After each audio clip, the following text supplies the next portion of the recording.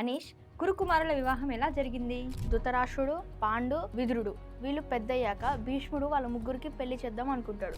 గాంధారి రాజైన శుభలుడికి గాంధారి అనే కూతురుంది. అతను గాంధారిని ధృతరాష్ట్రుడికి ఇచ్చి పెళ్లి చేసేస్తాడు. గాంధారి తన భర్త గుడ్డివాడు కాబట్టి తను కూడా కళ్ళకి గంతలు కట్టేసుకుంటుంది. పాండురాజు కుంతి స్వయంవరంకి వెళ్ళాక కుంతిని పెళ్లి చేసుకుంటాడు పాండురాజు. ఆ తర్వాత భీష్ముడు పాండురాజుకి మాద్రితో సెకండ్ మ్యారేజ్ చేస్తాడు. ఆమె ఎవరో కాదు, మద్రరాజు సోదరి. పెళ్ళయ్యాక ఆమెను కూడా హస్తినాపురంకి తీసుకొస్తాడు పాండురాజు. ఆ తర్వాత భీష్ముడు విదురుడికి పారశవి అనే అమ్మాయితో పెళ్లి చేస్తాడు. ఇదక్క స్టోరీ. చూసారు కదా మహాభారతం స్టోరీస్. మీరు కూడా నేర్చుకోవాలంటే లిపి.గేమ్ ఆడండి, అలానే నేర్చుకోండి. దీని నుంచి కూడా నేను కొన్ని క్వశ్చన్స్ అడుగుతా, ఓకే?